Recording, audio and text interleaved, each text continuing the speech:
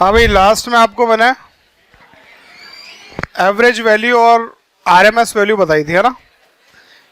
Average में तो क्या होता है, एसी डीसी में अगर चार सेम हो तो डीसी की वैल्यू एवरेज होती है एसी के लिए, और अगर दोनों सर्किट में हीट की वैल्यू सेम हो तो उस कंडीशन में जो डीसी की वैल्यू होती है वो एसी के लिए क्या होती है, आपकी आरएमएस वैल्यू होती है। क्लियर है बात सभी को? ठीक है, अब आप लोग लिखो एसी सीरीज सर्किट।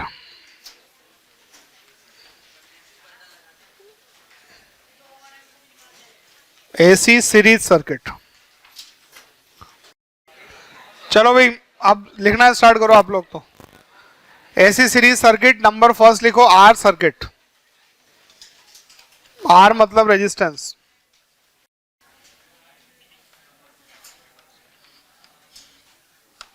हाँ बेटा, आर सर्किट का मतलब ये एक रेजिस्टेंस है और वो एक एसी सोर्स से कनेक्ट कर दिया जाए, इसको बोलेंगे हम आर सर्किट। ठीक है, 2 मिनट मुझे लिखने दो, फिर उसके बाद आप लोग लिखना। जो जो बातें होती है सारी मैं बताता हूँ, फिर धीरे धीरे ये डिटेल में आती जाएगी, है ना। सुनो इधर ध्यान से। सबसे पहले हम लिखेंगे वोल्टेज की इक्वेशन। एसी वोल्टेज होगा तो उसकी इक्वेशन इस तरह की होगी, V naught sine omega T. अरे बोलो, जरूरी नहीं है साइन लिखा हो, क्या हो सकता है, कॉस भी हो सकता है। V naught cos omega T होगा कि नहीं होगा। नंबर सेकंड, अगर मैं करंट लिखता हूं तो करंट का फॉर्मूला होता है V बाई आर, होगा कि नहीं होगा। इसको आप अगर R से डिवाइड कर दोगे तो ये बनेगा V naught upon R sine omega T बनेगा। इसका मतलब करंट की इक्वेशन बन जाएगी कितनी, I not sine omega T. पढ़ो एक बार फिर से, ये करंट की इक्वेशन है और ये जो है वो वोल्टेज की इक्वेशन है। ठीक है, नंबर थर्ड में लिखूंगा फेज डिफरेंस। क्या हुआ, मैं तो ऐसे ही लिखूंगा। ये क्या लिखा हुआ है, साइन ओमेगा टी। क्या लिखा हुआ है, ये क्या लिखा हुआ है, जैसी इक्वेशन यहां पर है वैसी ऐसी है कि नहीं है।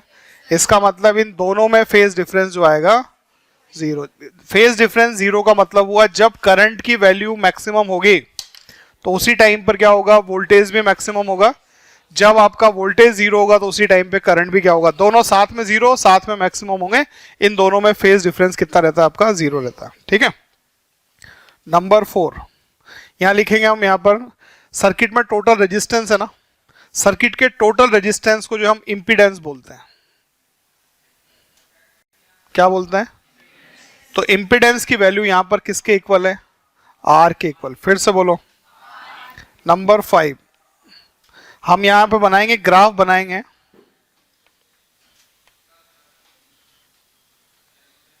Z वर्सेस फ्रीक्वेंसी का। किसका ग्राफ बनाएंगे, तो ये ग्राफ Z वर्सेस फ्रीक्वेंसी का बनाओगे तो आप देखो इधर ध्यान से, Z की वैल्यू कितनी है, R में फ्रीक्वेंसी आती है क्या, नहीं आती ना। R तो कांस्टेंट टर्म है कि नहीं है। इसका मतलब आप कितना भी जो है वो फ्रीक्वेंसी को बदलते जाओ, Z की वैल्यू क्या रहेगी आपकी। इसका मतलब इसका ग्राफ ऐसा आएगा कि नहीं आएगा, है कि नहीं। ठीक है, और भी कुछ बनाना है मेरे को, जगह नहीं बची मेरे पास। बनाता हूँ, ये बनाओ। चलो यहां बनाता हूँ, इधर देखो। नंबर 6 इधर देखो, इसका बनाएंगे हम फेजर डायग्राम। क्या बनाएंगे, फेजर डायग्राम। सबसे पहले आप बना दोगे, करंट यहां पर है और आपको पता है वोल्टेज और करंट सेम फेज में है कि नहीं है। तो जहां करंट बना दिया उसी के ऊपर क्या बना देना, वोल्टेज। ये इसका फेजर डायग्राम है। नंबर 7 इसका हम बनाएंगे वेव डायग्राम। तो वेव डायग्राम भी बिल्कुल ऐसा का ऐसा ही। कोई मेरे से कुछ पूछेगा नहीं बस, है ना। जैसा बना रहा हूं वैसा बना देना। ये मान लो V है तो ये छोटा वाला ग्राफ किसका है, आपका आएगा। जब वोल्टेज में जीरो तो करंट भी जीरो, दोनों एक साथ मैक्सिमम, फिर दोनों जीरो, अपोजिट डायरेक्शन में मैक्सिमम, फिर दोनों जीरो। ठीक है, बना दो।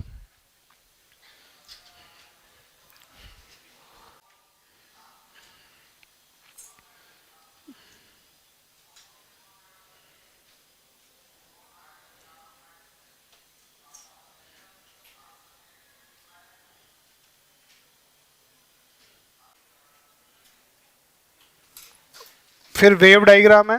ठीक है, तो उसमें वोल्टेज और करंट एक साथ बनाना, दोनों साथ में जीरो, फिर साथ में मैक्सिमम, फिर साथ में जीरो, फिर अपोजिट डायरेक्शन में साथ में मैक्सिमम, है ना। बना दिया।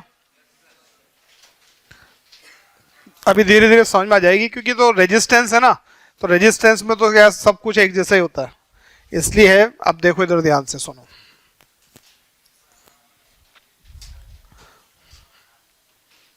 ये मिटा दूं दोनों, पूरा नहीं मिटा रहा, ये दोनों मिटाऊंगा, ठीक है।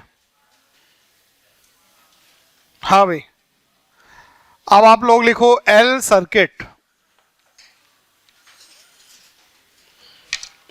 मिक्स नहीं हो जाए इसलिए अलग कलर से लिख देता हूं, है ना। एल सर्किट का मतलब ये हुआ कि आपने एक सर्किट है उसमें इंडक्टर लगा दिया है, ये सर्किट में इंडक्टर लगा हुआ है। अगर आप चाहो तो डेरिवेशन को स्किप कर सकते हो, मत लिखना डेरिवेशन, मुझे तो बताना ही पड़ेगा आपको, इस वजह से मैं लिख रहा हूं, है ना। अब आपको जो बातें यहां समझ में नहीं आई होगी वो अभी धीरे धीरे समझ में आएगी। इधर देखो, सबसे पहले आप बोलो यहां भी वोल्टेज लगाया आपने, अरे बोलो, तो यहां पर जो वोल्टेज की इक्वेशन होगी वो वैसी की वैसी बोलो सब लोग, V naught sine omega T, ये तो वोल्टेज की इक्वेशन लिख दी। इतना वोल्टेज एसी वोल्टेज आपने अप्लाई किया, ठीक है। अब ये ऐसी वोल्टेज आया तो कुछ ना कुछ करंट आया होगा, है ना। तो आपको पता है कि यहां पे तो लगातार चेंजेस हो रहे हैं कि नहीं हो रहे, क्योंकि एसी करंट है, बोलो। इसका मतलब जो है ई माइनस ई और टोटल मिला के यह आंसर कितना आता है आपका 0। इस ई को इधर शिफ्ट करोगे तो ये इसके इक्वल हो जाएगा, मतलब इंड्यूस्ड ईएमएफ किसके इक्वल आएगा आपका, वोल्टेज के इक्वल होगा कि नहीं होगा, बोलो भाई। इसका मतलब मैं लिख सकता हूं, ये नहीं लिख रहा हूं मैं, सेकंड यहां लिखा मैंने, ध्यान से देखना, ई की वैल्यू लिखी और इंड्यूस्ड ईएमएफ का फॉर्मूला होता है वैसे तो minus L D I upon D T, सब बोलो। पर मैं ई की वैल्यू लिख रहा हूं तो मैंने लिख दिया यहां पर L D I upon D T, होगा कि नहीं होगा, ठीक है भाई। इंड्यूस्ड ईएमएफ तो इसके अपोजिट आता है कि नहीं आता, मुझे तो ईएमएफ लिखना है सर्किट का, ये वोल्टेज लिखना है, इसको मैं लिख दिया E equals to L D I upon D T, या मैंने यहाँ वी लिखा है तो इसको मैं क्या लिख देता हूँ, वी लिख देता हूँ, ठीक है। बेटा इधर देख ध्यान से, भी समझ में नहीं आएगी बात। v इक्वल्स टू लिखा L D I upon D T, इनको मैं शिफ्ट करना स्टार्ट करता हूँ, तो यहाँ पर मैंने इधर शिफ्ट कर दिया, इसको नीचे शिफ्ट कर दिया, तो मुझे डी आई की जो वैल्यू मिलेगी, बोलो सब लोग, इधर आएगा v, नीचे आएगा l और यहाँ आ जाएगा आपका dt। अरे होगा कि नहीं होगा, इसको मैं इंटीग्रेशन कर रहा हूँ, इधर तो बन जाएगा i, बन जाएगा 1/l कॉन्स्टेंट टर्म में बाहर लिख दिया। इंटीग्रेशन किसका होगा, तो इंटीग्रेशन होगा v का, v की वैल्यू कितनी है, v not sine omega T dot D T, है कि नहीं है। i इक्वल्स टू, सब लोग बोलो जिसको आता है, ये v नॉट तो बाहर लिख दिया, साइन का इंटीग्रेशन होगा minus cos omega T upon omega, होगा कि नहीं होगा, ठीक है। i इक्वल्स टू यहां लिखूंगा मैं v नॉट, नीचे लिख दिया ओमेगा इंटू एल, ठीक है, और इसे लिख दिया मैंने माइनस कॉस ओमेगा टी, चलेगा, ठीक है। अब इसको देखो मैं किसकी फॉर्म में लिखना चाह रहा हूं, साइन की फॉर्म में लिखना चाह रहा हूं, ठीक है। तो साइन की फॉर्म में अगर लिखेंगे इसको तो ये आ जाएगा आपका, जो इसे बोलते हैं v नॉट, इसे बोलते हैं एक्स एल, क्या बोलते हैं, और ये हो जाएगा साइन ओमेगा टी -5।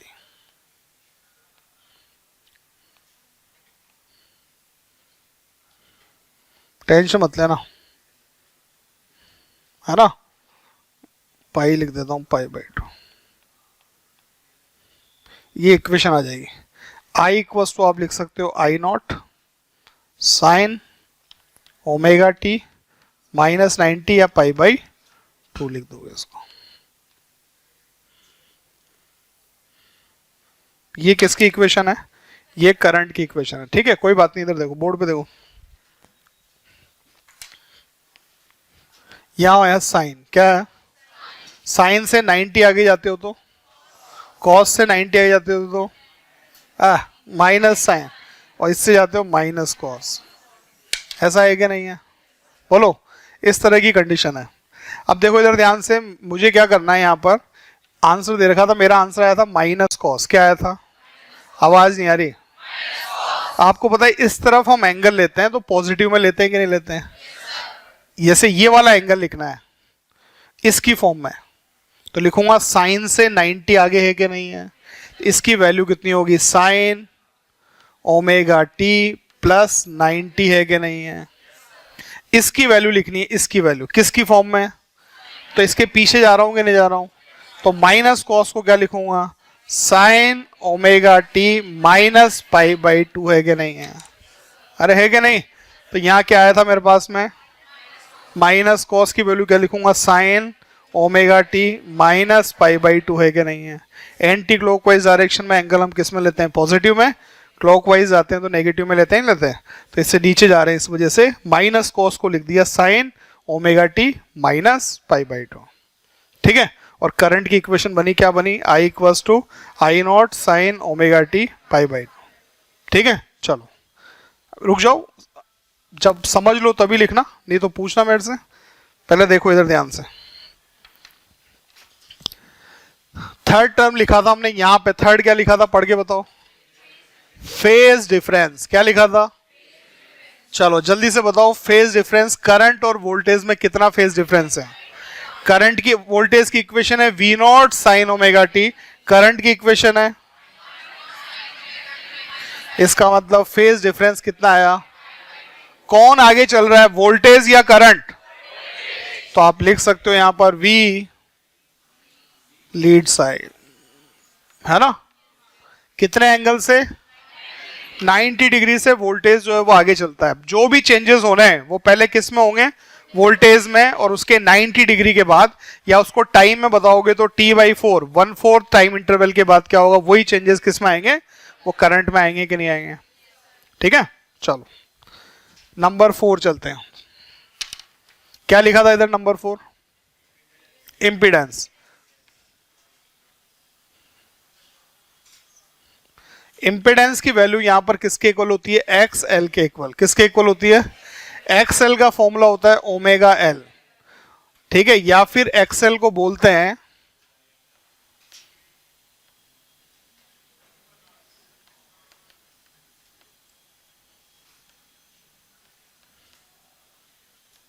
क्या बोलते हैं, ये इंडक्टिव रिएक्टेंस है एक्सएल, इसकी वैल्यू होती है ओमेगा एल। ओमेगा को लिख सकते हैं 2πfl।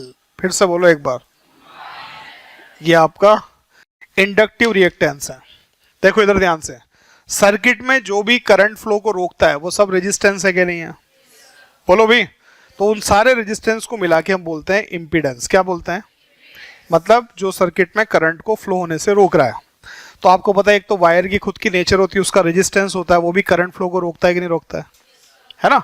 और आपको पता है इंडक्टर की भी एक खास बात है, इंडक्टर भी हमेशा जो है वो करंट का अपोज करता है कि नहीं करता है, पर इसका अपोज करने का तरीका अलग है। क्या तरीका है, कि जब करंट बढ़ता है तो उसको ये कम करता है, बोलो भाई, और अगर करंट कम होता है तो उसको क्या करता है, आपका बढ़ाता है कि नहीं।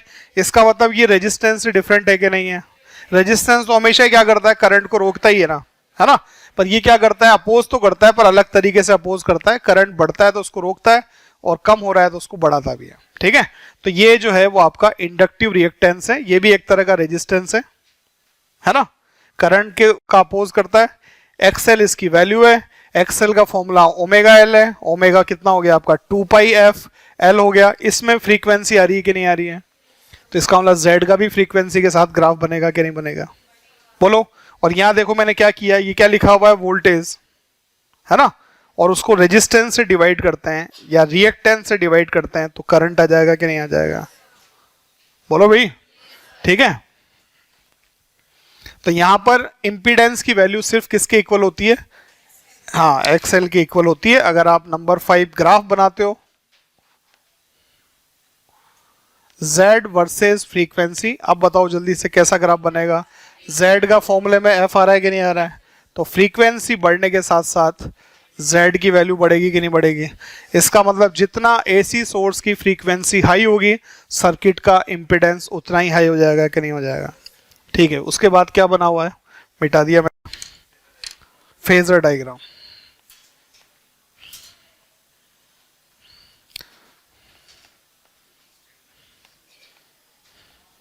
सबसे पहले बना देते हैं करंट। क्या बनाते हैं, अब आप बोलोगे सर करंट पहले क्यों बनाया, क्योंकि हम सीरीज सर्किट पढ़ रहे हैं। क्या पढ़ रहे हैं, अभी तो अकेले अकेले जुड़े हुए हैं, रेजिस्टेंस, इंडक्टर, कैपेसिटर जुड़ेंगे, फिर मैं इनको सीरीज में जोड़ूंगा, इंडक्टर और रेजिस्टेंस जोड़ दिया। अरे बोलो, तो सीरीज में क्या सेम होता है सब में, इसलिए पहले क्या बना देते हैं, करंट बना दिया।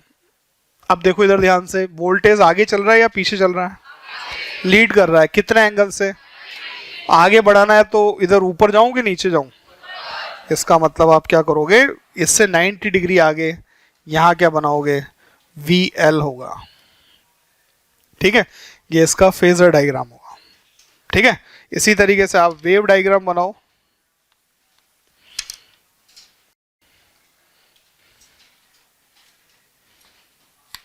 अगर आपने करंट को यहां बना दिया, या चलो छोड़ो, इधर देख लो, ये वोल्टेज की इक्वेशन में साइन आ रहा है कि नहीं आ रहा है, तो ये वोल्टेज की इक्वेशन में मैंने साइन वाला ग्राफ बना दिया।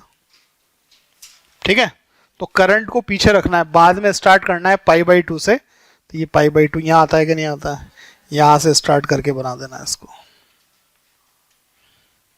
ठीक है, ये करंट का ग्राफ हो गया, ये वोल्टेज का ग्राफ हो गया।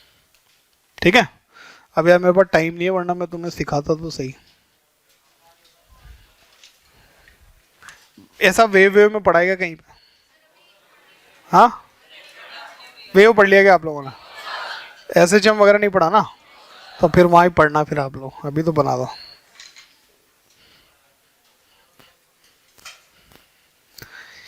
आप डेरिवेशन को स्केप कर सकते हो, डायरेक्ट वोल्टेज की इक्वेशन के बाद करंट की इक्वेशन लिख सकते हो।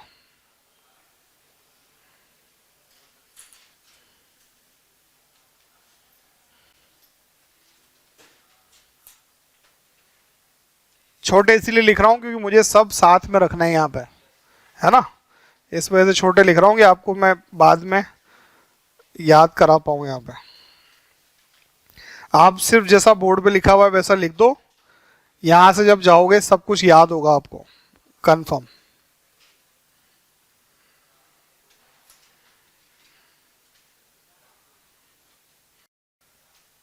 वोल्टेज में तो साइन का ग्राफ बनाया, और व्हाइट वाला ग्राफ जो है वो किसका है, आपका माइनस कॉस का ग्राफ है। वो कॉस का उल्टा है कि नहीं है, है ना, तो माइनस कॉस का ग्राफ है। करंट का ग्राफ माइनस कॉस का ग्राफ, क्योंकि करंट की इक्वेशन में माइनस कॉस आया था, उसको हमने साइन की टर्म में बदल के लिख दिया था, sine omega t minus π/2।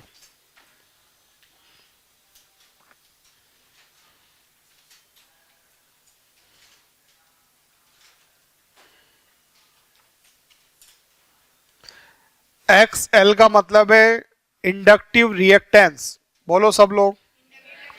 Formula होता है ओमेगा इंटू एल, ओमेगा का आप जानते हो फॉर्मूला 2πfL होता है। इसका मतलब इंडक्टिव रिएक्टेंस किस पे डिपेंड करता है, फ्रीक्वेंसी पे। जैसे जैसे फ्रीक्वेंसी बढ़ती जाती है वैसे वैसे इंडक्टिव रिएक्टेंस की वैल्यू बढ़ती है।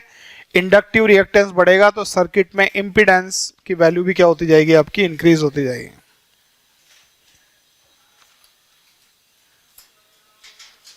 ठीक है, बन गया बेटा,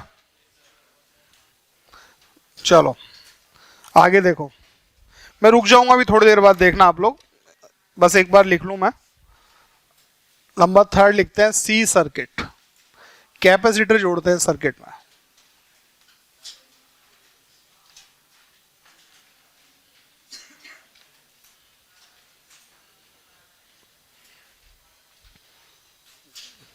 लिख दिया ये, लिखो यार जल्दी लिखो, मेरे साथ साथ चलो। लिख दिया, चलो इधर देखो ध्यान से। सबसे पहले वोल्टेज की इक्वेशन बोलो, V equals to V0 sine omega T, ये तो वोल्टेज लगाया आपने। अब आपको पता है कैपेसिटर के लिए जो फॉर्मूला आपको याद होगा वो फॉर्मूला होता है Q इक्वल्स टू CV। अरे होता है कि नहीं होता है। और मुझे बनाना है करंट, क्या बनाना है, तो करंट का फॉर्मूला होता है I equals to DQ upon DT, होता है कि नहीं होता है।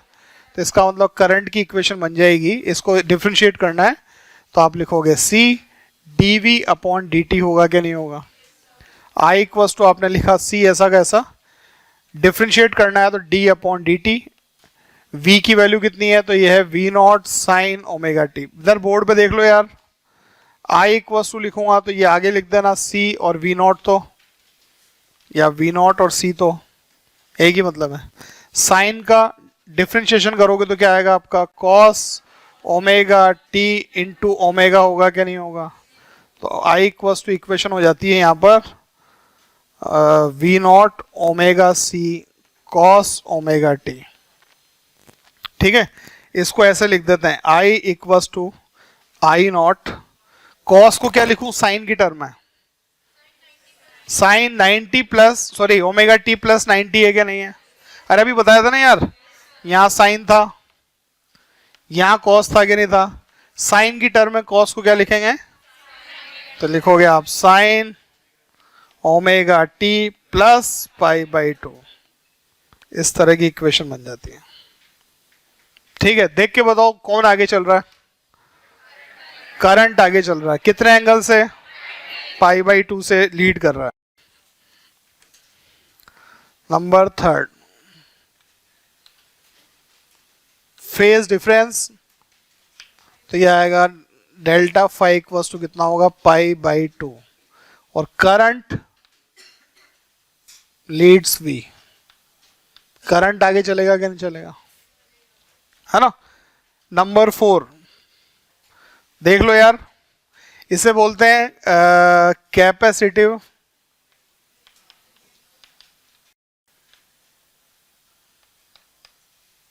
रिएक्टेंस, है ना, इसे लिखते हैं एक्स सी से, और इसकी वैल्यू होती है 1 ओमेगा सी।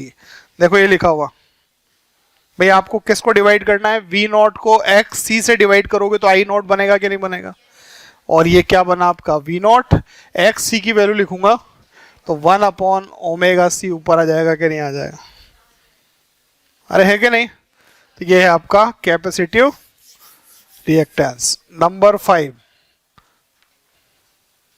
इम्पिडेंस, तो Z किसके बराबर है, एक्स सी के बराबर, है ना, तो ये इसका फॉर्मूला है Z इक्वल्स टू 1 एक्स सी की वैल्यू बोलो 2 पाई एफ सी होगा कि नहीं होगा।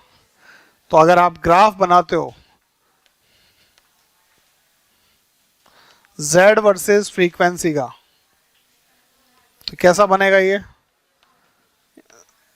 तो ये आपका डिक्रीज होगा कि नहीं होगा, कम कर देना है। ठीक है, नंबर 7 फेजर डायग्राम, यहां बना दिया करंट, वोल्टेज को आगे रखना है पीछे रखना है, करंट की इक्वेशन है प्लस पाई बाई 2, इसमें प्लस नहीं आ रहा है ना, पीछे रखोगे तो नीचे जाना, क्या बोलोगे वी सी बना देना। और नंबर 8 ग्राफ अगर बनाओ तो ये ग्राफ मान लो किसका है, वोल्टेज का है, तो करंट का ग्राफ में कॉस आ रहा है, अरे कॉस है क्या नहीं है, कॉस यहां से स्टार्ट होता है कि नहीं होता है,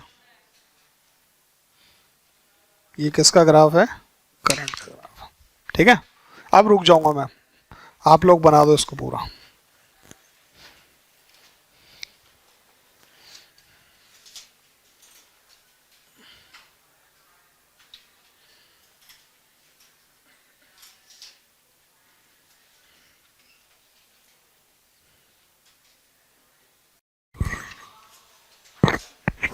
जल्दी करो यार, नींद आ जाएगी मेरे को ऐसे तो। बन गया हुआ यार, बन गया, चलो आप सुनते जाओ और आंसर देते जाओ, बोर्ड पे जो लिखा हो उसको लिखा रहने दो, जो आपको जरूरी बातें वो क्या पता होना चाहिए सुनो मेरे से। पहली बात, सर्किट में अगर रेजिस्टेंस, इंडक्टर और कैपेसिटर तीनों अलग अलग लगे हुए हैं, ठीक है, तो जो रेजिस्टेंस इस सर्किट में लगा होगा, रेजिस्टेंस में वोल्टेज और करंट जो है वो दोनों सेम फेज में होते हैं। किस में होते हैं, इंडक्टर के अक्रॉस, इंडक्टर के अक्रॉस वोल्टेज लीड करता है 90 डिग्री से, अरे बोलो, कैपेसिटर के अक्रॉस करंट लीड करता है 90 डिग्री से, करंट आगे चलता है, वोल्टेज में चेंजेस बाद में होता है। क्लियर है बात सभी को, ठीक है। तो फेज डिफरेंस अगर रेजिस्टेंस की बात करें तो 0 है, इंडक्टर और कैपेसिटर में कितना आपका पाई बाई 2 के फेज डिफरेंस है कि नहीं है। उसके बाद क्या लिखा आपने, फिर हमने इम्पीडेंस लिखा, इम्पीडेंस का मतलब सर्किट का टोटल रेजिस्टेंस होता है, ठीक है। जो आर सर्किट है उसमें तो आर के बराबर ही होगा, आर में कोई फ्रीक्वेंसी आती ही नहीं है, इसका मतलब जेड की वैल्यू फ्रीक्वेंसी पे डिपेंड नहीं करती है। पर अगर इंडक्टर लगा हुआ है तो वहां पर जो है आपका इंडक्टिव रिएक्टेंस होता है एक्स एल, है ना। एक्स एल का फॉर्मूला होता है ओमेगा इंटू एल, बोलो बेटा, और ओमेगा का फॉर्मूला होता है 2 पाई एफ, इसका मतलब जेड डायरेक्टली प्रोपोर्शनल एफ होगा कि नहीं होगा। तो फ्रीक्वेंसी बढ़ने पर सर्किट का जो टोटल रेजिस्टेंस है उसकी वैल्यू भी क्या होती जाती है। कैपेसिटर की बात करें तो कैपेसिटर में जो है वो क्या होता है आपका अपने कैपेसिटिव रिएक्टेंस होता है, उसकी वैल्यू होती है 1/ओमेगा सी। फिर से बोलो, तो फ्रीक्वेंसी भी नीचे आएगी, इसका मतलब Z जो है वो इनवर्सली प्रोपोर्शनल F होता है। तो जैसे जैसे फ्रीक्वेंसी बढ़ती जाएगी वैसे वैसे जो है वो Z की वैल्यू क्या होती जाएगी आपकी, कम होती चली जाती है। क्लियर है बात सभी को, ठीक है। उसके बाद बस ग्राफ बनाया अपन ने यहाँ पर, उसके बाद फेज डायग्राम देखोगे तो रेजिस्टेंस वाले में तो दोनों साथ में बने हुए हैं, इंडक्टर वाले में जो है वोल्टेज को आगे रखा है आपने 90 डिग्री से, कैपेसिटर में जो है वो आपने इंडक्टर उसमें वोल्टेज को पीछे रखा है 90 डिग्री से, और इसी तरह से वेव डायग्राम बना दिए साइन कॉस के, ठीक है। काम की बात सुनो, आपको ये पता होना चाहिए कि किस में कौन आगे चलता है। जल्दी से आंसर देना, अब तो याद हो गया होगा। रेजिस्टेंस में क्या होता है, साथ चलते हैं दोनों, है ना। इंडक्टर लगा होता है तो वोल्टेज आगे चलता है 90 डिग्री से, बोलो। और अगर कैपेसिटर लगा हुआ है तो करंट लीड करता है 90 डिग्री से, सीधी सी बात है, ठीक है। फिर से रेजिस्टेंस हो तो इंडक्टर में वोल्टेज लीड करता है 90 से, और जो आपका कैपेसिटर होता है उसमें करंट लीड करता है 90 डिग्री से, ठीक है। अब अपन बात करते हैं इनके कॉम्बिनेशन बनाते हैं आपस में, ठीक है। तो पहला कॉम्बिनेशन अब आप लोग दोगे आंसर यहीं देख के, ठीक है। चलो पहला कॉम्बिनेशन बनाते हैं। इस बार मैंने लिखा आर एल सर्किट, क्या लिखा, इसका मतलब सर्किट में एक रेजिस्टेंस लगा हुआ है और एक इंडक्टर लगा हुआ है कि नहीं लगा हुआ है, इस तरह का सर्किट है,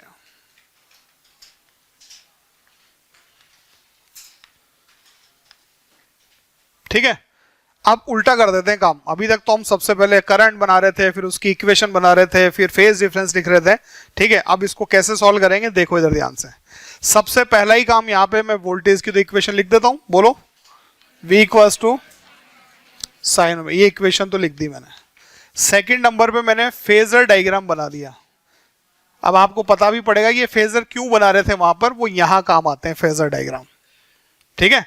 यहाँ तो सिंपल बन रहे थे, एक एक लाइन के फेजर डायग्राम थे, पर फेजर डायग्राम बनने का फायदा यहाँ आपको पता चलेगा, ठीक है। फेजर डायग्राम बनाए दोनों कौन से कॉम्बिनेशन में, तो बेटा सीरीज में करंट तो सेम ही होता है। सबसे पहले तो आपने करंट बना दिया यहाँ पर, तो अरे है कि नहीं, ये पूरे सर्किट का करंट आ गया।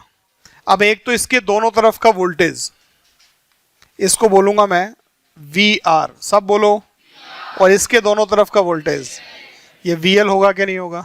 सबसे पहले रेजिस्टेंस की बात करते हैं। रेजिस्टेंस में वोल्टेज कहाँ चलता है, करंट के साथ चलता है, बोलो भाई। इसका मतलब जो रेजिस्टेंस होगा उसमें तो वोल्टेज, उसके अक्रॉस वोल्टेज तो सेम फेज में होगा कि नहीं होगा। और इंडक्टर जो होता है उस इंडक्टर में क्या होता है, वोल्टेज लीड करता है 90 डिग्री से, आगे चलता है कि नहीं चलता है। इसका मतलब इंडक्टर के दोनों तरफ का पोटेंशियल डिफरेंस VL यहाँ होगा कि नहीं होगा, ठीक है।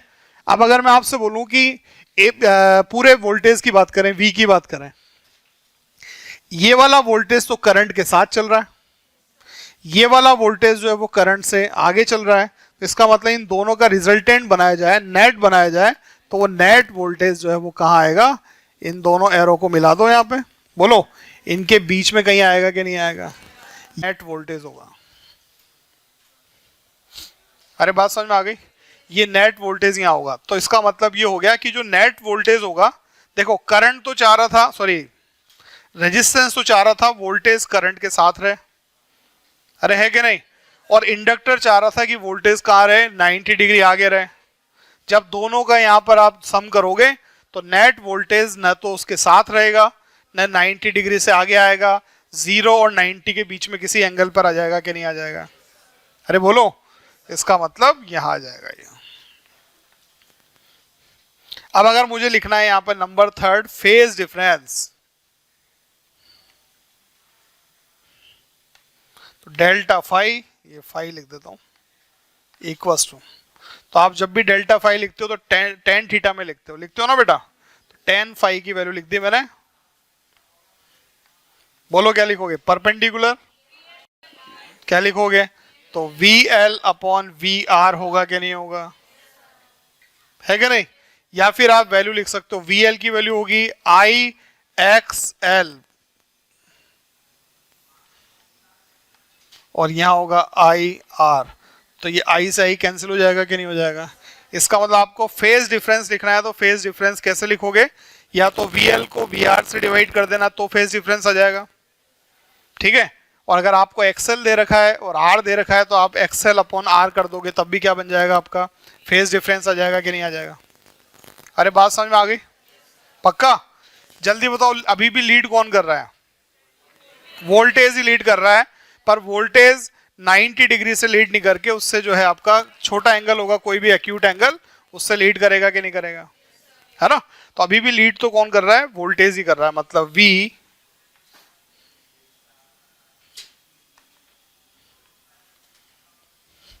ठीक है।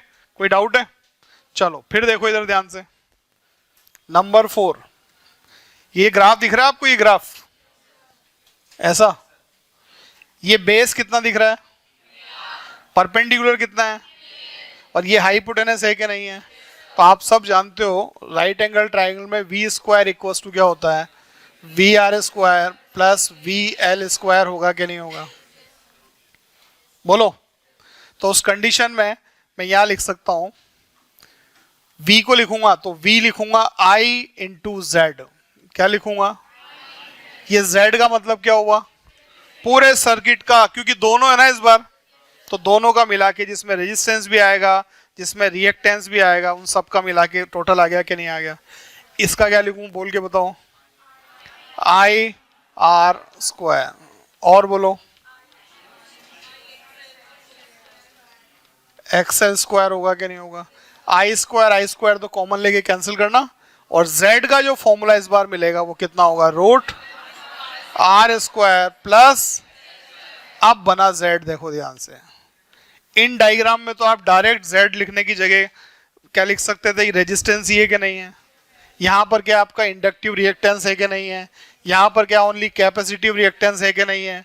पर अब जब दो कनेक्ट हो गए तो वहां पर क्या बन गया, वो आपका इम्पीडेंस है। इम्पीडेंस मतलब जिसमें रेजिस्टेंस भी है और जिसमें आपका जो है रिएक्टेंस भी है, और दोनों का सम किस तरीके से लेना है, तो आपको लेना है रूट आर स्क्वायर प्लस, ठीक है। बात समझ में आ गई, ठीक है। करंट की इक्वेशन लिखना भूल गया, यहां लिख दो, कोई बात नहीं, आगे पीछे करंट की इक्वेशन लिख देते हैं, I naught sine omega t, voltage से आगे रखनी है कि पीछे, तो -5, ठीक है। ये किसकी इक्वेशन हो गई, करंट की इक्वेशन हो गई, ठीक है। नंबर 6, ग्राफ बनाते हैं, Z वर्सेस फ्रीक्वेंसी। बोर्ड पे देखोगे सब, सबसे पहले फ्रीक्वेंसी को 0 कर दिया मैंने, कितना कर दिया, फ्रीक्वेंसी को 0 करते ही फॉर्मूले में देख के बताओ कौन सी टर्म 0 हो जाएगी, इस फॉर्मूले में देख के बताओ, ये 0 होगा कि नहीं होगा, ये 0 हो गया, तब भी क्या बचेगा, तो z की वैल्यू किसके बराबर होगी, तो फिर भी z की वैल्यू r के बराबर तो होगी ही सही, अरे है कि नहीं। फ्रीक्वेंसी 0 है तब भी इम्पीडेंस की वैल्यू किसके इक्वल होगी, आपके r के इक्वल होगी कि नहीं होगी। फिर उसके बाद जैसे जैसे आप फ्रीक्वेंसी बढ़ाते जाओगे तो ये वाली वैल्यू भी इसमें ऐड होती जाएगी कि नहीं जाएगी, तो z की वैल्यू क्या होती जाएगी आपकी, बढ़ती जाएगी, पर क्योंकि स्क्वायर में ऐड हो रही है तो लीनियरली चेंज नहीं होगा, और ये ग्राफ ऐसा आता है, ठीक है। फ्रीक्वेंसी 0 होगी तो z की वैल्यू किसके बराबर रखनी है, r के इक्वल, और जैसे जैसे आप फ्रीक्वेंसी इंक्रीज करते हैं तो उस कंडीशन में z की वैल्यू क्या होती जाएगी आपकी, इंक्रीज होती चली जाएगी, ठीक है। अब कौन सा ग्राफ रह गया, वेव ग्राफ रह गया, ये लो, ये बना दिया वोल्टेज, सब बोर्ड पे देखना, करंट को आगे रखना है कि पीछे, पीछे कितने एंगल से, फाई क्या होना चाहिए, लेस देन 90 है कि नहीं है। इसका मतलब अगर मुझे 90 से पीछे रखना होता तो यहां से बनाता ग्राफ, अरे बोलो, तो आप 90 तो मत रखना, यहां से बना देना, बीच में कहीं से ग्राफ बना दिया। ठीक है, इस ग्राफ को आगे फिर ऐसे मोड़ देना। ये किसका ग्राफ हो गया? करंट का ग्राफ हो गया। थोड़ा सा पीछे से स्टार्ट हो रहा है। ठीक है, बनाओ।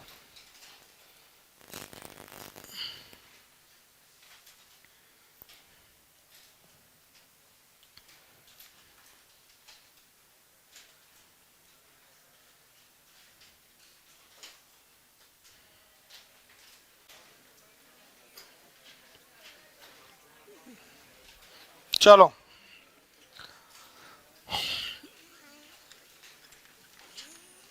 बिल्कुल ऐसा का ऐसा ही बताना है ना। सर्किट में एक रेजिस्टेंस लगा हुआ है और एक कैपेसिटर लगा हुआ है।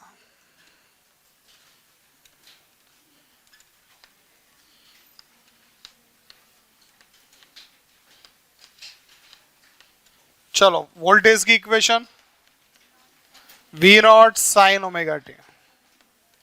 ठीक है, सेकंड नंबर पे बनाएंगे हम फेजर डायग्राम।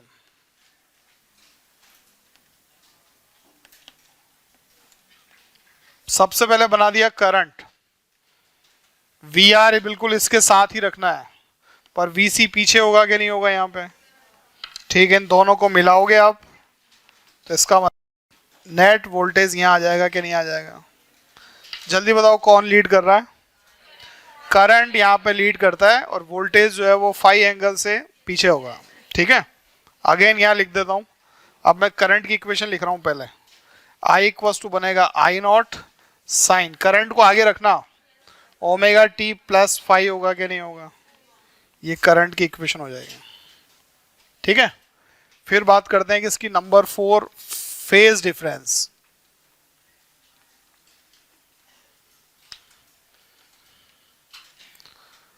वही 10 फाई लिखना है मुझे। क्या लिख सकता हूं? VC अपॉन VR होगा कि नहीं होगा, या फिर बोलो इसको लिख सकते हैं XC इंटू आई होगा। आई तो कट जाएगा और XC अपॉन R बचेगा कि नहीं बचेगा। ये आपका फेज डिफरेंस, और यहां पर I लीड्स V। नंबर 5 देखो इधर, V square equals to again VR square plus VC square होगा कि नहीं होगा। डायरेक्ट लिख रहा हूं मैं यार, बोलो वैल्यू क्या आएगी Z की? R स्क्वायर प्लस XC का स्क्वायर आ जाएगा कि नहीं आ जाएगा। ग्राफ बनाते हैं इसका।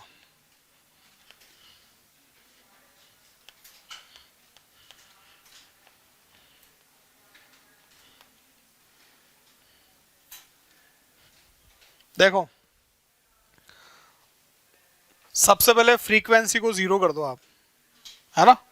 फ्रीक्वेंसी 0 होते ही आर को तो भूल जाओ, एक्स सी की बात बताओ। 0 नहीं होगा, इनफाइनाइट हो जाएगा। कितना हो जाएगा? तो जैसे आप फ्रीक्वेंसी 0 करोगे तो इसकी वैल्यू इनफाइनाइट हो जाएगी, क्योंकि इसका जो फॉर्मूला है वो फॉर्मूला है आपका ये लिखा हुआ। बोलो नीचे आता है कि नहीं आता है? तो फ्रीक्वेंसी 0 होते हैं, वैल्यू इनफाइनाइट पे जाएगी, और जैसे जैसे ये वैल्यू बढ़ती जाएगी ना नीचे फ्रीक्वेंसी की, ये वैल्यू कम होती जाएगी कि नहीं होती जाएगी। तो एक ग्राफ ऐसा होता है। ठीक है, नंबर 6 और क्या बच गया? Wave diagram. ये बना दिया मैंने वोल्टेज। करंट को आगे रखना है या पीछे? तो यहां से बना दो ग्राफ। देखो इधर, यहां से थोड़ा सा आगे से, तो यहां से बनाते तो नहीं है, ऐसे बस अपने को पता लग जाता है कि ग्राफ ऐसा जा रहा है।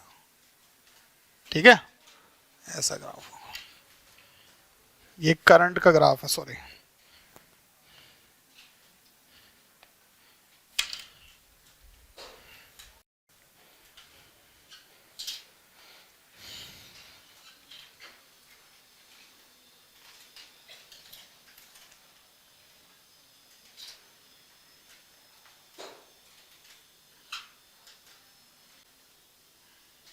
बन गया? वो तीनों याद है अपने को, R, L और C। ठीक है, तो ये बाकी सब बन सकते हैं। फिर से एक बार रिपीट कर रहा हूं, रेजिस्टेंस होता है तो करंट वोल्टेज सेम फेज में, इंडक्टर में वोल्टेज लीड करता है 90 डिग्री से, और कैपेसिटर में जो है वो करंट लीड करता है 90 डिग्री से। बाकी सारी बातें बकवास हैं, है ना। दो दो का कॉम्बिनेशन बनाया तो जो फेज डिफरेंस आता है वो आता है आपका या तो आप VL बाई आर कर सकते हो या VC बाई आर कर सकते हो, बोलो, या आप XL या XC बाई आर लिख सकते हो, फेज डिफरेंस होगा। ठीक है। सर्किट का अगर आपको Z निकालना है तो Z का फॉर्मूला होता है √R² प्लस XL होगा या तो, या फिर XC का स्क्वायर होगा। ठीक है।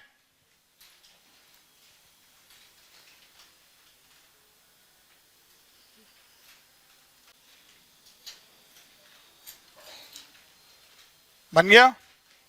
चलो एक और लास्ट, फिर अपन सवाल करेंगे इन पे।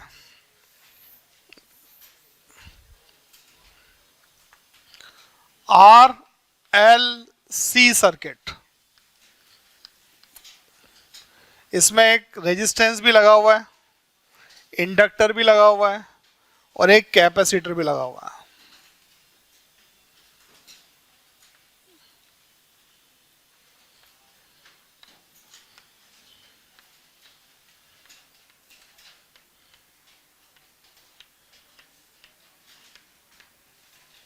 उधर लिख दिया सब?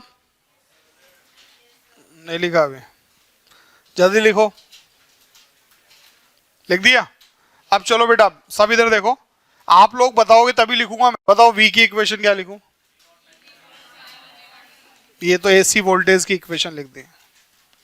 सेकंड नंबर पे बनाएंगे फेजर।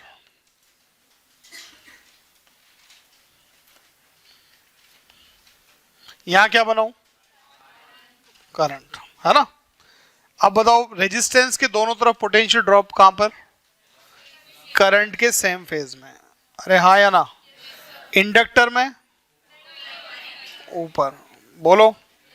कैपेसिटर में ये नीचे आ गया, है कि नहीं? अब सबसे पहले तो आप देखो ये VL और VC दोनों अपोजिट डायरेक्शन में है कि नहीं है, तो इसका मतलब इन दोनों को बड़े में से छोटे को आपको सब्ट्रैक्ट करना है। ठीक है।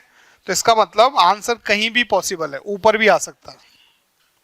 यहां बना देता हूं, इसमें से इसको माइनस किया, मान लो ये छोटा है तो आंसर यहां आ जाएगा कि नहीं आ जाएगा? इसको बोलेंगे VL VC। इस साइन का मतलब, इसका मतलब पॉजिटिव डिफरेंस। क्या है ये? पॉजिटिव डिफरेंस का मतलब हो सकता है VL में से VC माइनस करना पड़े, या हो सकता है आपका जो है VC में से VL, जो बड़ा उसमें से छोटा माइनस कर लिया। अरे बोलो बेटा। तो आप देखो इधर ध्यान से, इसके साथ अगर R का आप रिजल्टेंट बनाओगे तो वो यहाँ आ जाएगा कि नहीं आ जाएगा? ये टोटल V होगा और ये फेज डिफरेंस होगा कि नहीं होगा? पर अगर ये बड़ा होता तो ये नीचे आता है रो, ये बसता। बोलो बेटा। तो इसका मतलब ये V यहाँ भी आ सकता था कि नहीं आ सकता था? तो फेज डिफरेंस नीचे भी आता कि नहीं आता? बोलो। इसका मतलब मैं आपसे इस डायग्राम में पूछूं कि यहाँ पर वोल्टेज लीड करेगा या करंट लीड करेगा, तो वो डिपेंड करेगा किस पर? वो आपका जो है VL और VC पे डिपेंड करेगा कि नहीं करेगा? VC बड़ा है तो उस कंडीशन में voltage lead, sorry current lead करेगा, और अगर VL बड़ा है तो वोल्टेज लीड करेगा कि नहीं करेगा? क्लियर है? लिख दो इक्वेशन। चलो तो नंबर थर्ड, करंट की इक्वेशन आप लोग बता दो। क्या लिखूं? I0 sign omega T plus minus five होगा कि नहीं होगा? कुछ भी पॉसिबल है, हो सकता है करंट आगे चल रहा हो सकता है आपका वोल्टेज आगे चल रहा हो, वो डिपेंड करेगा VC VL पर, या आप बोल सकते हो XL XC पर, है ना, क्योंकि करंट तो सेम ही है ना। XL को भी आप जो है I से मल्टीप्लाई करोगे तो VL बन जाएगा, और XC को भी I से मल्टीप्लाई करोगे तो क्या बन जाएगा आपका? VC बनेगा कि नहीं बनेगा? सो गए क्या? हाँ। चलो नंबर 4, फेज डिफरेंस। क्या हुआ इसको? क्या हुआ बेटा? रोरी का है?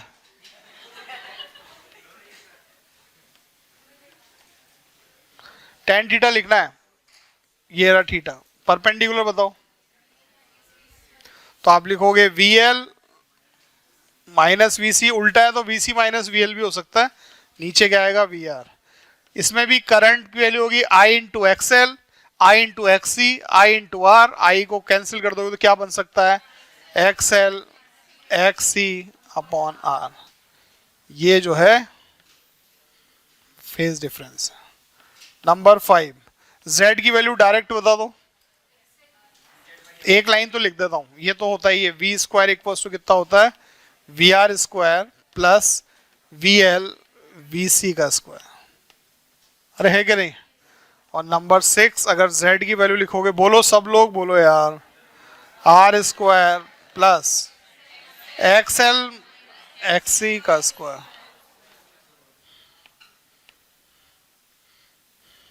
ठीक है, ग्राफ बनाते हैं। थक गया मैं तुम्हें यार, इधर बनाऊं ग्राफ। देखो आप लोग दोगे आंसर मेरे को। हाँ भाई, सबसे पहले इस फ्रीक्वेंसी को 0 कर दो, है ना। फ्रीक्वेंसी 0 करते हैं, किसकी वैल्यू इनफाइनाइट हो जाएगी, एक्स सी की वैल्यू, किसकी वैल्यू, और एक्स सी की वैल्यू अगर इनफाइनाइट हो गई तो ये पूरा इनफाइनाइट हो जाएगा कि नहीं हो जाएगा। इसका मतलब z की वैल्यू कितनी हो जाएगी आपकी, इनफाइनाइट हो जाएगी। बोलो, अब आप फ्रीक्वेंसी को बढ़ाना स्टार्ट करो। फ्रीक्वेंसी बढ़ने के साथ साथ क्या बढ़ेगा, एक्सएल बढ़ेगा, और एक्स सी क्या होगा। तो सबसे पहले एक्स सी की वैल्यू इनफाइनाइट है, कितनी है, एक्स एल की वैल्यू कितनी है, 0। बोलो बेटा, अब फ्रीक्वेंसी बढ़ेगी तो इसका मतलब ये वैल्यू कम होती जाएगी और ये वैल्यू बढ़ती जाएगी कि नहीं बढ़ती जाएगी। एक ऐसी फ्रीक्वेंसी आएगी जिस पर दोनों वैल्यू बराबर हो जाएगी कि नहीं हो जाएगी। जब ये दोनों बराबर हो जाएंगे तो ये 0 हो जाएगा कि नहीं हो जाएगा। तो z किसके बराबर हो जाएगा। और उसके बाद फिर से अगर आपने फ्रीक्वेंसी को बढ़ाए रखा तो क्या बढ़ता जाएगा, आपका XL की वैल्यू बढ़ती जाएगी नहीं बढ़ती जाएगी। तो एक ग्राफ जो बनता है वो ग्राफ ऐसा होता है। इस जगह पर इस फ्रीक्वेंसी को हम बाद में पढ़ेंगे, रेजोनेटिक फ्रीक्वेंसी होती है। इस पर क्या होता है आपका, z किसके बराबर आता है, ओनली r के बराबर। ठीक है, इस तरह का ग्राफ बनता है। ठीक है, पहले z इनफाइनाइट है, रेजोनेटिक फ्रीक्वेंसी पर जो है वो मिनिमम हो जाती है z की वैल्यू, फिर बढ़ने लग जाती है। पूरा तो बना लेने दो यार, एक और रह गया इसका, नहीं बनाएंगे तो अच्छा ही है। देखो वोल्टेज है, ये करंट पीछे भी बन सकता है, आगे नहीं बना रहा। अरे कैसे बनाऊं यार, है ना। वोल्टेज लीड भी कर सकता है, करंट भी लीड कर सकता है।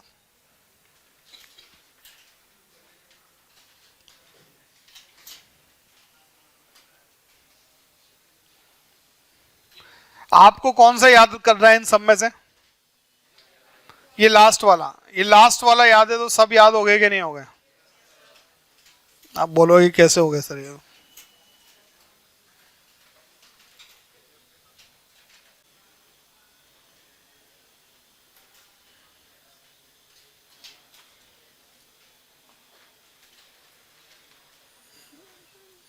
ये बीच में पॉजिटिव डिफरेंस का साइन है, जो बड़ा उसमें से छोटे को माइनस कर लेना, है ना।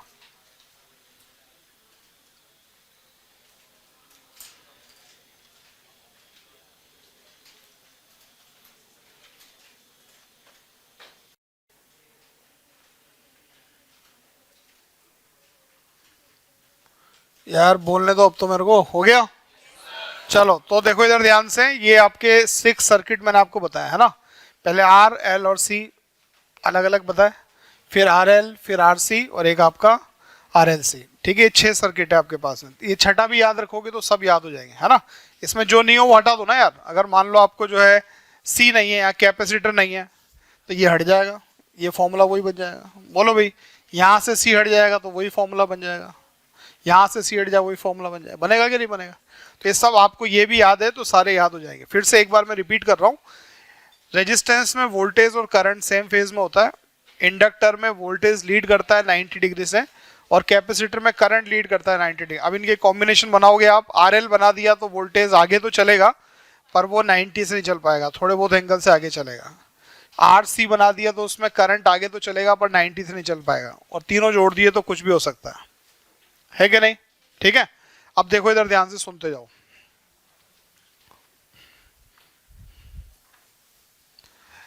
सबसे पहले तो आपको ये समझना चाहिए कि AC करंट जो है वो DC से किस तरीके से डिफरेंट है। इधर सुनो, अगर मैं आपसे ये बोलता कि ये डीसी सर्किट है, डीसी सर्किट में ओनली रेजिस्टेंस होते हैं कि नहीं होते हैं? वहां पे इंडक्टर का या वोल्टेज सॉरी कैपेसिटर का कोई काम नहीं होता। बोलो, इंडक्टर और कैपेसिटर जो है वो कौन सी डिवाइस है? एसी डिवाइस है। किस में काम करती है? अगर आपने इस सर्किट में इंडक्टर जोड़ दिया और एक जैसा करंट फ्लो हो रहा है तो इंडक्टर तो एक वायर की तरह बिहेव करेगा कि नहीं करेगा? और कैपेसिटर क्या करेगा? जब तक चार्ज नहीं होगा तब तक ही करंट का फ्लो होगा। एक बार अगर कैपेसिटर चार्ज हो गया तो उसका मतलब उसके बाद करंट जीरो हो जाएगा कि नहीं हो जाएगा, है ना? तो इंडक्टर और कैपेसिटर कौन सी डिवाइस है? एसी में काम करते हैं, डीसी के लिए नहीं बनेगा। ठीक है, तो डीसी में सिर्फ क्या होते हैं? आपके रेजिस्टेंस होते हैं कि नहीं होते हैं? अब अगर मैं आपसे एक बात बोलता हूं कि यहां पर 10 वोल्ट है, कितना है? 10 वोल्ट। इसके पास मान लो 5 वोल्ट है, कितना है? इसके पास 3 वोल्ट है, तो इसके दोनों तरफ कितना वोल्टेज आएगा? तो 100% 2 वोल्ट ही आ सकता है कि नहीं आ सकता है? ठीक है, क्यों? क्योंकि आपको पता है टोटल जो आपका पोटेंशियल ड्रॉप होगा उसका सम इस नेट के बराबर होना चाहिए कि नहीं होना चाहिए, है कि नहीं? किसी का भी वोल्टेज इससे ज्यादा हो सकता है क्या? पॉसिबल ही नहीं है। अरे है कि नहीं? पर मैं आपसे ये बोल रहा हूं कि अगर कोई आपका एसी सर्किट है, क्या है? एसी सर्किट जिसमें मान लो एक रेजिस्टेंस लगा हुआ है,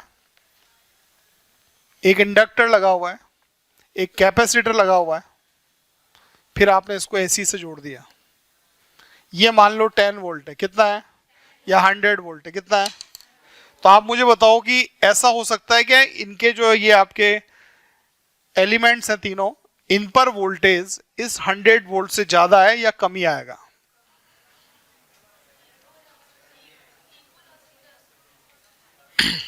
हाँ, क्यों? मेरा क्वेश्चन है कि वोल्टेज इससे 100 वोल्ट से भी ज्यादा आ सकता है कि कम आएगा? सब बोलो, ज्यादा भी आ सकता है। ठीक है, मैं करके बताऊं आपको, ये लो, सबसे पहले वोल्टेज ऐड करने का फॉर्मूला पढ़ो। अरे है कि नहीं? टोटल तो 100 आना चाहिए ना? अरे बोलो, मान लो रेजिस्टेंस के दोनों तरफ 80 वोल्ट है, कितने वोल्ट है? 80। इसके अक्रॉस तुम बताओ क्या लेना चाह रहा हूं? जो तुम बोलोगे 10,000 वोल्ट है, कितना है? और इसके अक्रॉस जो है वो कितना है आपका? 10,060 वोल्ट है, कितना है? बोलो। तो आपका जो V का फॉर्मूला है वो V का फॉर्मूला क्या है? √VR² plus VL/VC। यह आएगा कि नहीं आएगा? तो यहां तो आएगा 80 का स्क्वायर, इन दोनों को माइनस करना पड़ेगा। माइनस करोगे तो 60 का स्क्वायर आएगा कि नहीं आएगा? तो इन दोनों को ऐड करके रूट करोगे तो 100 ही तो आएगा आंसर। अरे आएगा कि नहीं आएगा?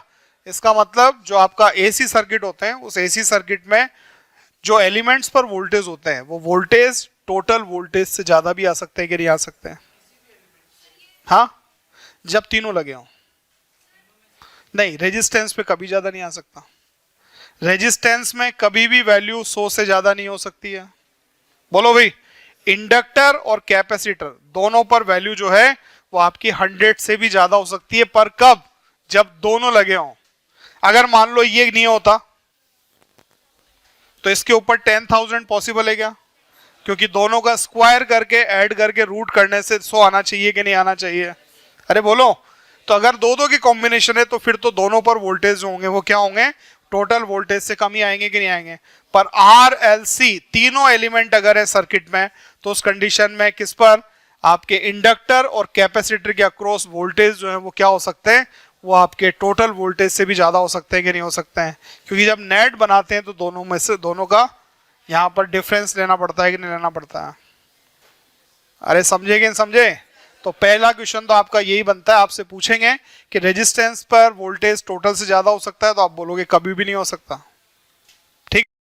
इंडक्टर और कैपेसिटर पर वोल्टेज जो है वो टोटल से ज्यादा हो सकता है जब एलिमेंट तीनों कौन कौन से?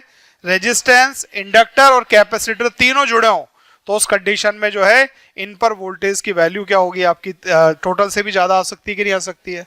पर अगर दो का ही आपका कॉम्बिनेशन हो, या तो RC हो, बोलो, या RL हो, तो उस कंडीशन में फिर क्या होगा आपका? R और L पर जो टोटल वोल्टेज है उससे कम ही वोल्टेज आएंगे कि नहीं आएंगे? अरे बात समझे आई कि नहीं आई? चलो अब पहला क्वेश्चन लिखो आप लोग।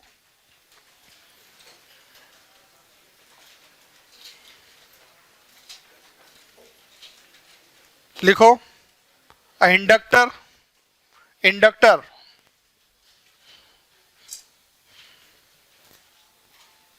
connected with a battery of 10 volt, battery of 10 volt, then current in circuit is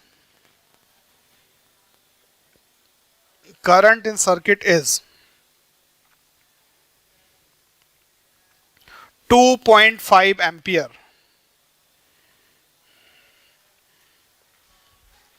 2.5 ampere, ठीक है। if this inductor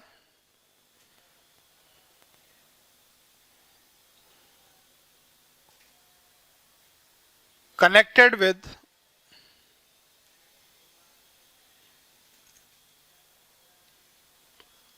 10 volt AC source, 10 volt AC source, then current in circuit is 2 ampere, current in circuit is 2 ampere, find out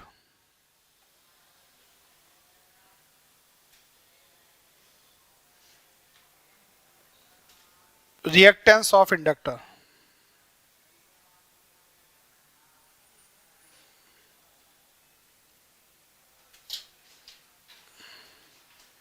ठीक है। पढ़ो question क्या लिखा है आपको।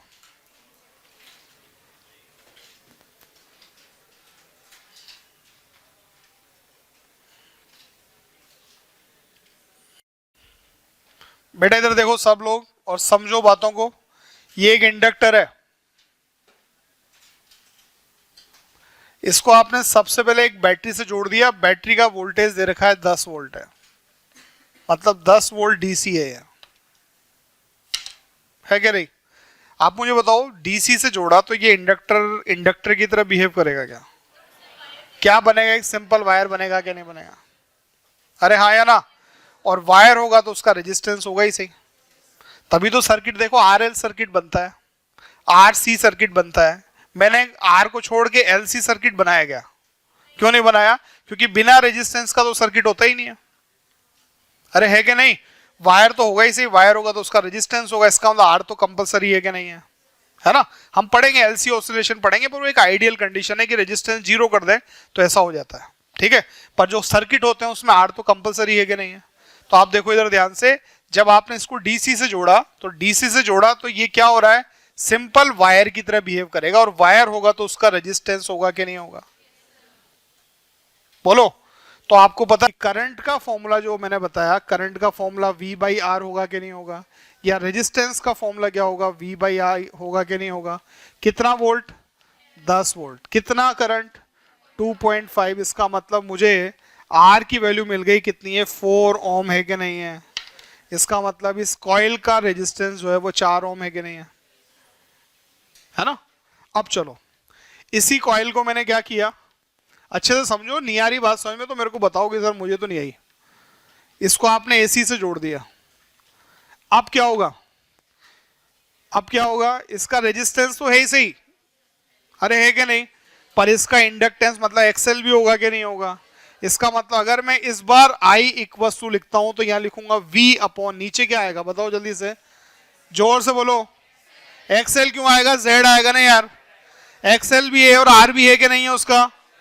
तो इसका मतलब यहां से z की वैल्यू फाइंड आउट हो जाएगी। z बताओ कितना होगा? V बाई आई होगा कि नहीं होगा? इसका मतलब V की वैल्यू फिर से 10 है, I कितना आ रहा है इस सर्किट में? 2 एम्पियर है, इसका मतलब 5 ओम आ गया कि नहीं आ गया? अब आपको पता है कि z का जो फॉर्मूला होता है root R square plus XL square होगा कि नहीं होगा? तो ये हो गया आपका 5 का square equals to R square, मतलब 4 स्क्वायर प्लस एक्सएल स्क्वायर होगा कि नहीं होगा? इसको शिफ्ट करोगे, एक्सएल इक्वल्स टू लिखोगे तो कितना आएगा? रूट 25 माइनस 16 इधर जाके बोलो बेटा, और एक्सएल इक्वल्स टू कितना जाएगा आपका? 93 ओम आएगा कि नहीं आएगा? जब भी किसी क्वेश्चन में पहले आपसे बोले डीसी से जोड़ा फिर एसी से जोड़ा, तो ध्यान रखो, जैसे ही डीसी से जोड़ने की बात करते हैं तो उससे आप आर निकाल लेते हो, है कि नहीं? और एसी से जोड़ते हैं तो उसमें क्या आता है आपका जेड आता है, ठीक है? हाँ, अकेला अगर आपसे बोलते हैं रेजिस्टेंस जीरो है, जो कि पॉसिबल ही नहीं है, तब जाके वो क्या होता, वी अपॉन, मतलब वी अपॉन यहाँ क्या आता है, एक्सएल आता है कि नहीं आता, ठीक है? पर इसका आर है कितना है, 4 ओम है, तो ये कितना बनेगा आपका, जेड आएगा, ठीक है? तो जब भी आगे से ऐसा क्वेश्चन मिलेगा आपको जिसमें पहले डीसी से जोड़ रहे हैं फिर एसी से जोड़ रहे हैं, तो डीसी से जोड़ने का मतलब ही ये होता है कि आप क्या करोगे, उस इंडक्टर का रेजिस्टेंस फाइंड आउट कर लोगे सबसे पहले, ठीक है?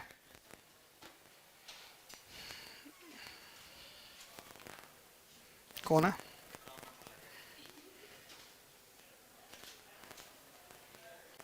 चलो कोई नहीं, इनको देख के आना, अगली क्लास में अपन आगे कुछ नहीं पढ़ेंगे, पहले इसके सवाल करेंगे जितने जितने बन सकते हैं। ये समझ में आ गया क्वेश्चन सभी को? जब भी आपका डीसी से जोड़ने की बात कर रहे हैं तो इसका मतलब वो रेजिस्टेंस फाइंड आउट करवा रहा है पहले आपसे, ठीक है? और अगली बार फिर जेड फाइंड आउट हो जाएगा, एक्सएल पूछते तो निकाल देते हैं।